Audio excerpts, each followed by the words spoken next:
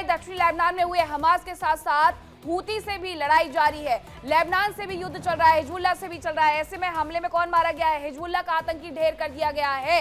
ये तस्वीरें भी निकल करके सामने आई हैं। देखिए किस तरीके से हिजबुल्लाह के जो ठिकाने हैं उसे आईडीएफ की तरफ से निशाना बनाया जा रहा है। यहाँ पर कार्रवाई की जा रही है और ऐसे में हिजबुल्लाह के आतंकी को ढेर कर दिया गया है इजरायली डिफेंस फोर्स की तरफ से।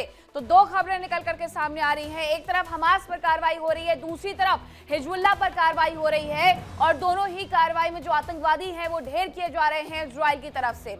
इजराइल का प्रण है कि जब तक एक एक आतंकी को वो नेस्तनाबूद नहीं कर देते हैं, मार नहीं गिराते हैं, तब तक वो अपनी कार्रवाई इसी तरीके से जारी रखने वाले हैं। हालांकि गाजा में बात हो रही है कि पीस प्लान कैसे लागू किया जाए, लेकिन इस सब के बीच कार्रवाई जब हो रही है तो हमास की तरफ से सवाल उठाए जा रहे हैं कि आखिरकार पीस आएगा कैसे जब बार बार इसी तरीके से हमले किए जाएंगे। अब गाजा से लेकर के लेबनान तक इजरायली सेना का एक्शन लगातार जारी है। इजरायली सेना ने गाजा में एक बड़ी कामयाबी भी हासिल की है। यहाँ हमास के बड़े कमांडर को मार गिराया गया है, जबकि लेबनान में भी हिजबुल्लाह को एक बड़ा झटका लगा है। रिपोर्ट देखिए।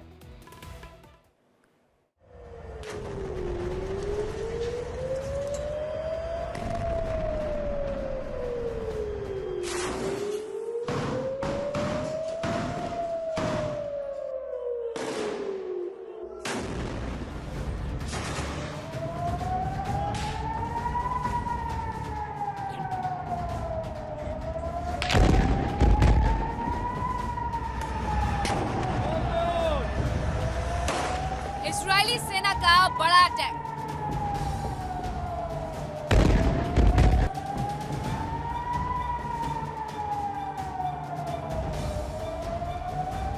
इजराइल पर हमले का मास्टरमाइंड ढेर।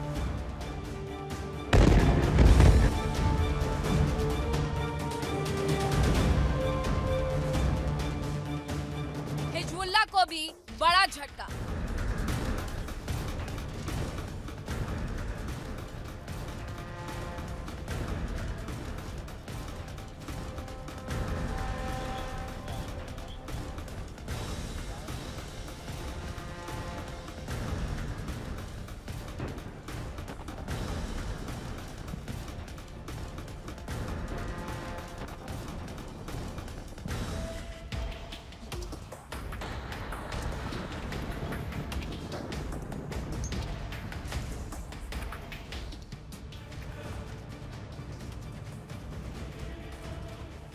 पिछले करीब 2 साल से चल रही इजरायली सेना और हमास के बीच की जंग में इजराइल को बड़ी कामयाबी मिली है। आईडीएफ ने एक बार फिर सीज फायर को तोड़ा और गोलियों की बौछार की। एक बार फिर गाजा धमाकों से दहल उठा।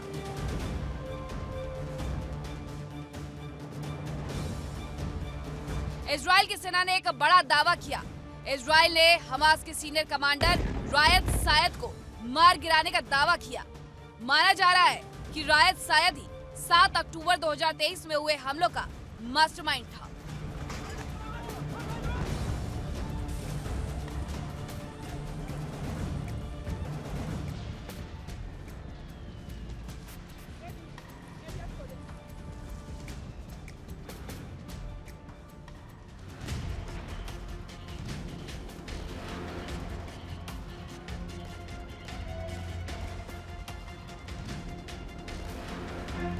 बताया जा रहा है कि इजरायली सेना ने गाजा सिटी में एक कार पर हमला किया।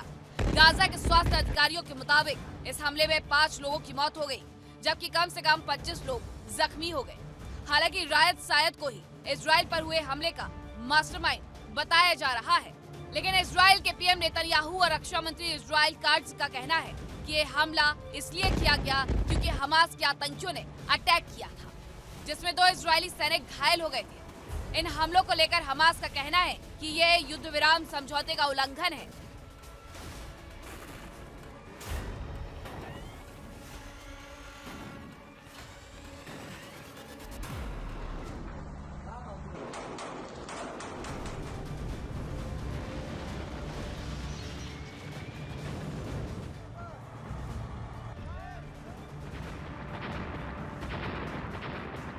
हालांकि सायद की मौत को लेकर कोई आधिकारिक बयान जारी नहीं किया गया है और न ही किसी जवाबी कार्रवाई की धमकी दी गई है। सूत्रों का दावा है कि शायद पहले हमास की गाजा सिटी बटालियन का नेतृत्व करता था, जो संगठन की सबसे बड़ी और सबसे बेहतर इकाइयों में से एक है। 7 अक्टूबर 2023 को हमास के आतंकियों ने इजराइल में बेहद खतरनाक हमला किया था।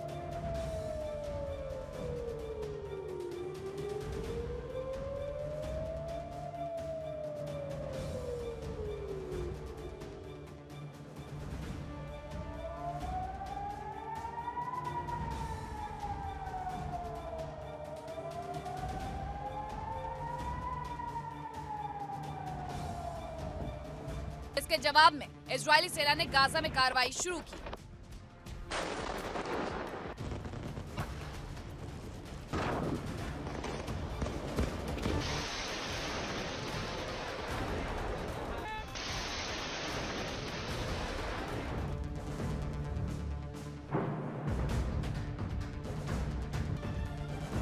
हमास के आतंकियों ने इजराइल के अंदर भीषण कत्लेआम मचाया था। उन्होंने सरहद पर बनी दीवार और कंटीली तारों को काटा और भारी सुरक्षा के बावजूद जमीन, समुद्र और आसमान के रास्ते इजराइल पर हमला बोला। इस दौरान कई लड़ाके पैराग्लाइडर्स के जरिए इजराइल में दाखिल हुए। इससे पहले इजराइल समेत पूरी दुनिया ने शायद इतना भीषण हमला नहीं देखा था। हमास के आतंकियों ने करीब 1200 लोगों की जान ले ली, जिनमें से अधिकतर आम नागरिक थे।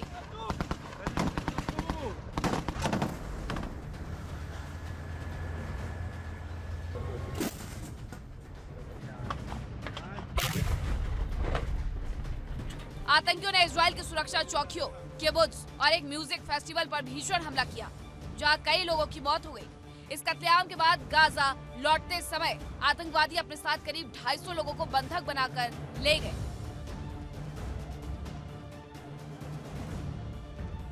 इस हमले के बाद इजराइल की सेना ने हमास के खात्मे और बंधकों की रिहाई के लिए कार्रवाई शुरू की। इजरायली सेना के टैंक अब तक आग उगल रहे हैं और गोले गाजा की इमारतों को नेस्तनाबूद करते जा रहे हैं।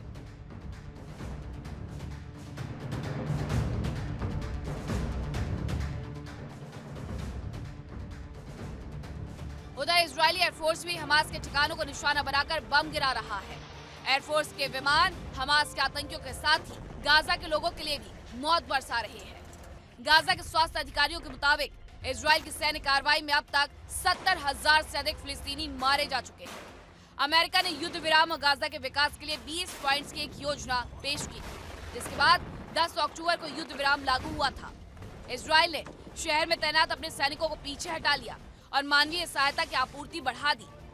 हालांकि हिंसा पूरी तरह से नहीं रुकी है। फिलिस्तीनी स्वास्थ्य अधिकारियों के मुताबिक युद्ध विराम के बाद से गाजा में इजरायली हमलों में 380 से ज्यादा लोग मारे गए हैं। इजराइल का कहना है कि युद्ध विराम शुरू होने के बाद से उसके 3 सैनिक मारे गए हैं।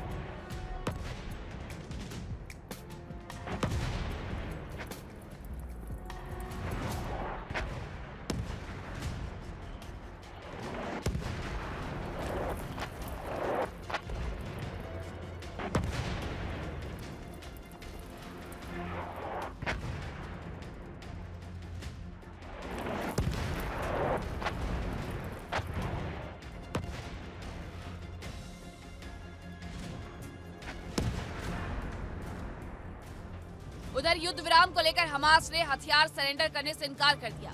हालांकि उसका कहना है कि वो हथियार रखने को राजी है।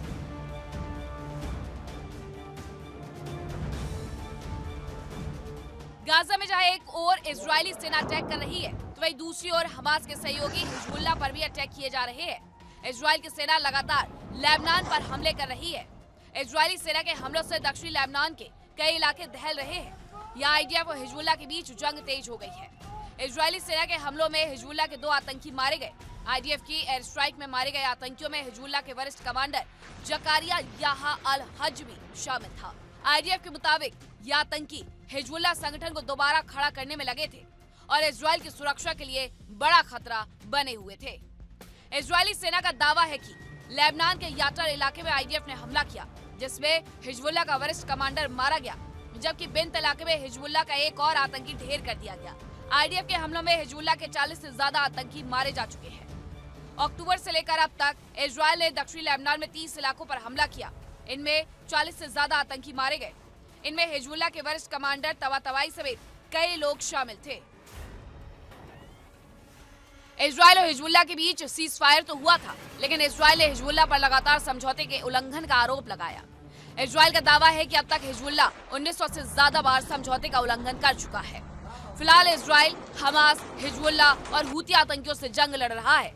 आईडीएफ तीनों फ्रंट्स पर बारूद बरसा रही है। ऐसे में सवाल ये है कि क्या इन इलाकों में रहने वाले आम लोगों की जिंदगी इसी तरह से जहन्नुम बनी रहेगी, या वो कभी खुली हवा में सांस ले पाएंगे, अपने बच्चों को बेहतर भविष्य दे पाएंगे। Bureau report, India daily. और चलिए अब आपको बताते हैं कि आखिरकार राज साज, जिसे राय शायद भी कहा जाता है, कितना बड़ा आतंकी था और उसकी मौत हमास के लिए कितना बड़ा झटका है। तो चलिए आपको जानकारी इसके बारे में दे देते हैं कि कौन था वो व्यक्ति। हमास के टॉप कमांडर में से एक था ये राज साद। इसके बारे में जानकारी ये मिली है। अब इजराइल ने ये दावा किया था क्योंकि 7 अक्टूबर 2023 के हमले का जो मास्टरमाइंड है उसे मार गिराया गया है, यह इजराइल कह रहा है। इसके अलावा हमास में हथियार निर्माण का जिम्मा भी यही व्यक्ति यानी राज साद ही संभालता था। साथ ही ऑपरेशंस डिवीजन का प्रमुख भी रह चुका है राज साद, यानी कि इसके पास कार्यकारी शक्ति बहुत ज्यादा थी। हमास को मजबूत करने की कोशिश में राज साद लगातार जुटा हुआ था। तो ये वही व्यक्ति है जिसने 7 अक्टूबर 2023 को कत्लेआम मचाया था इजराइल में और साथ ही बंधकों को 250 बंधकों को अपने साथ लेकर के गया था। अब इसके मारे जाने से कहीं ना कहीं एक बड़ा फायदा जरूर इजराइल को हुआ है। अब जानकारी ये आ रही है कि हिंद महासागर में अमेरिकी सेना की कार्रवाई देखने को मिली है, जो चीन से ईरान जा रहे जहाज पर छापेमार कार्रवाई की गई है। जहाज में संवेदनशील उपकरण थे, उन्हें जब्त किया गया है। अमेरिकी सेना ने यह उपकरण नष्ट कर दिए। आपको याद होगा कि वेनेजुएला पर भी इसी तरीके से कार्रवाई की गई थी, लेकिन यह कार्रवाई अब चीन पर की गई है, जो कि एक जहाज पर की गई है। चीन से ये जहाज ईरान जा रहा था, तब ये कार्रवाई की जाती है। इसमें यह भी जानकारी मिली कि संवेदनशील उपकरण थे जिसे अमेरिकी सेना की तरफ से जब्त किया गया, और न केवल जब्त किया गया है बल्कि उन्हें नष्ट तक कर दिया गया है। अब एक तरफ अमेरिका के राष्ट्रपति डोनाल्ड ट्रंप ये कहते हैं कि वो चीन को बहुत अच्छा दोस्त मानते हैं और वहां पर जाने भी वाले हैं। ये सूचनाएं भी मिली थी, ये जानकारी मिली थी कि अमेरिकी राष्ट्रपति डोनाल्ड ट्रंप बहुत जल्द चीन के दौरे पर होंगे, संभवतः इस महीने वरना 2026 जनवरी में। इस सब के बीच अमेरिकी सेना की तरफ से ये जो बड़ा कदम उठाया गया है, अब उस पर चीन किस तरीके से रिएक्ट करेगा ये भी देखने वाली बात होगी, क्योंकि चीन के जहाज को, मालवाहक जहाज को निशाना अमेरिका की सेना की तरफ से बनाया गया। तस्वीरें जरा देखिए, वेनेजुएला से भी ऐसी तस्वीरें सामने आई थी। ये वेनेजुएला की तस्वीर है कि किस तरीके से ये जो अमेरिकी सैनिक है वो उतरते हैं और उसके बाद इस तेल टैंकर को, तेल डिपो को अपने साथ लेकर के चले जाते हैं। ये तस्वीरें मैं आपको फिर से एक बार दिखा देती हूँ। ये तस्वीरें जरा देखिए, किस तरीके से जो अमेरिकी सैनिक है उनके हाथों में आपको बंदूकें नजर आ जाएंगी। इनकी तरफ से ये जो कार्रवाई है वो की गई थी। अब इसी तरीके से कार्रवाई चीन के जहाज पर भी उनकी तरफ से की गई है, जिसमें वो उतरते हैं। जो मालवाहक जहाज है उसमें जो उपकरण होते हैं उसे अपने साथ लेकर के चले जाते हैं। तो ये तस्वीरें जब इस तरीके से निकल करके सामने आती हैं तो ये सोचना बेहद जरूरी हो जाता है कि आखिरकार इस अदावत को किस तरीके से चीन देखने वाला है। अब अमेरिका और ईरान की अदावत एक बार फिर से बढ़ सकती है, ये जानकारी है। ईरान ने भी अपनी ताकत का प्रदर्शन शुरू कर दिया है। खबर है कि ईरान अपनी ड्रोन पावर को और ज्यादा मजबूत करने की कोशिश में जुटा हुआ है, लेकिन कैसे, इस रिपोर्ट में समझिए।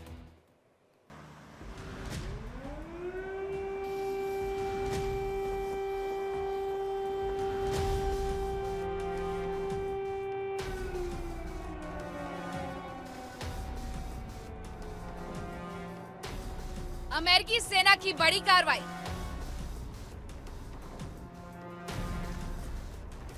चीन से ईरान जा रहे जहाज पर रेड।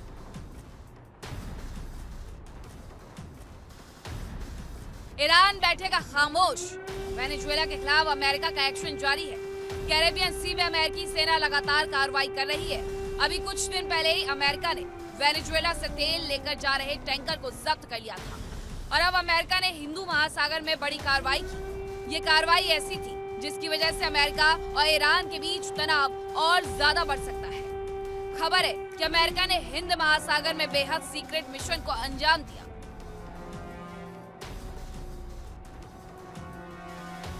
अमेरिकी जवानों ने चीन से ईरान जा रहे एक जहाज को रोका। जहाज में मौजूद संवेदनशील उपकरण जब्त कर लिए गए।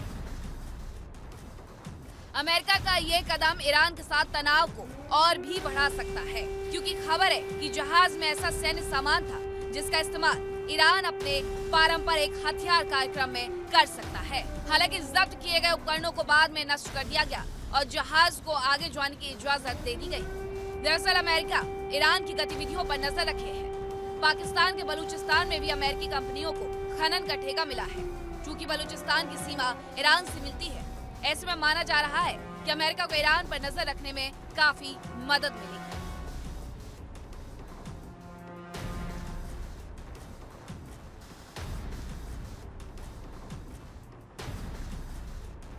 जहाज पर छापेमारी को लेकर जहां अमेरिका का कहना है कि ये कार्रवाई अंतर्राष्ट्रीय प्रतिबंधों को लागू कराने के तहत की गई है, तो वहीं ईरान और चीन की ओर से कोई प्रतिक्रिया नहीं आई है।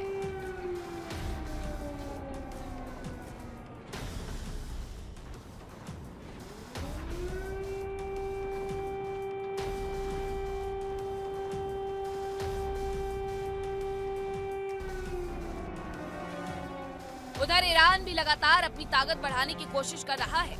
जानकारी मिली कि ईरान अब सस्ते और ज्यादा संख्या में इस्तेमाल होने वाले ड्रोन्स की जगह बेहद ताकतवर ड्रोन पर फोकस कर रहा है।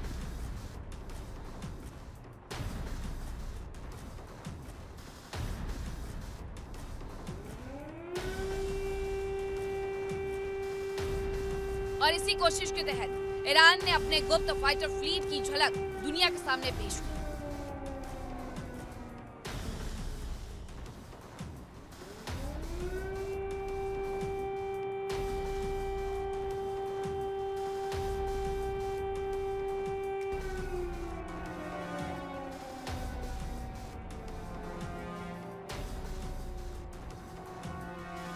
हदीद 110 नाम का ये ड्रोन स्टेल्थ सुविधा से लैस माना जा रहा है।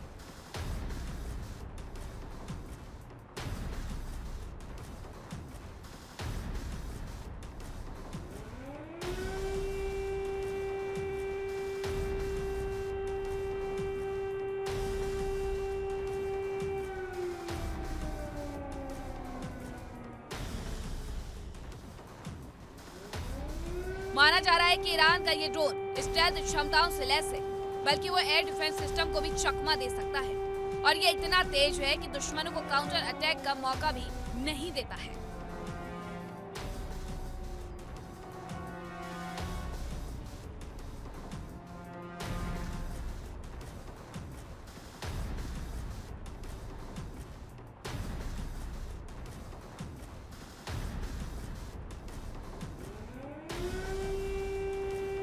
बताया जा रहा है कि ईरान की IRGC ने एक सैन्य अभ्यास का आयोजन किया, जिसमें हदीद 110 का प्रदर्शन किया।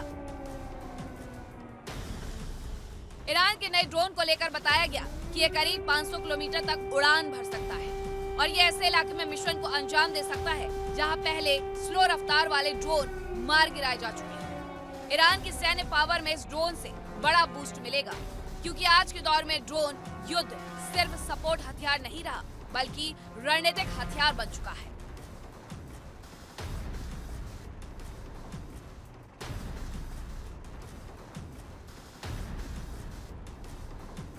ईरान ने ये ड्रोन ऐसे समय में पेश किया है जब मिडिल ईस्ट में तनाव लगातार बढ़ रहा है। ईरान का दावा है कि हदीद 110 आसमानी युद्ध में गेम चेंजर साबित होगा।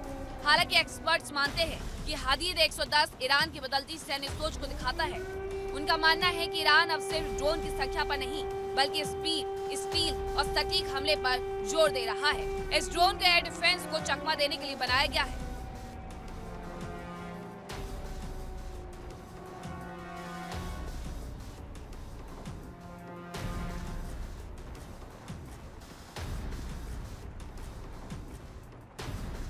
इससे पहले IRGC ने ओमान सागर और हॉर्मुज के बीच समंदर में शक्ति प्रदर्शन किया।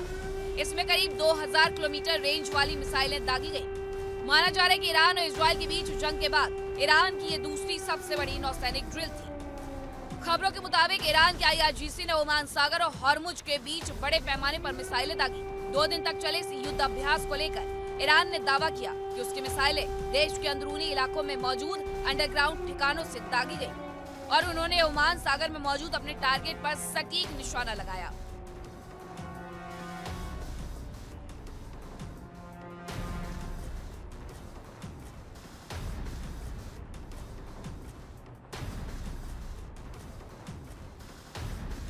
इस युद्धाभ्यास में IRGC ने कद्र 110, कद्र 380 और गादे क्रूज मिसाइल का इस्तेमाल किया। इनकी मारक क्षमता 2000 करीब किलोमीटर तक बताई गई, यानी इनकी रेंज में पश्चिम एशिया का एक बड़ा हिस्सा आ सकता है। इसके अलावा ईरान ने 303 नामक एक बैलिस्टिक मिसाइल का भी टेस्ट किया। ईरान के इस एक्शन से हॉर्मुज जंक्शन में तनाव बढ़ गया, क्योंकि ये दुनिया के सबसे महत्वपूर्ण व्यापारिक लाइनों में से एक है। यहाँ से होकर दुनिया के एक बड़े हिस्से में तेल और गैस की सप्लाई होती है। यहाँ मिसाइल परीक्षण और सैन्य अभ्यास से अमेरिका, इजराइल और खाड़ी देशों की बेचैनी बढ़ सकती है। जाहिर है कि ईरान अपने हथियारों की बदौलत अमेरिका और इजराइल को कड़ा संदेश देना चाह रहा है कि अगर उस पर हमला किया गया तो वो खामोश नहीं बैठेगा। इस बीच जानकारी है कि ईरान परमाणु कार्यक्रम भी शुरू कर सकता है। उधर सऊदी अरब और ईरान के रिश्तों में भी नरमी देखी जा रही है। ऐसे में मिडिल ईस्ट में ईरान एक बड़ी ताकत बनकर उभर रहा है, जो इजराइल और अमेरिका के लिए सिरदर्द हो सकता है। Bureau report, India daily.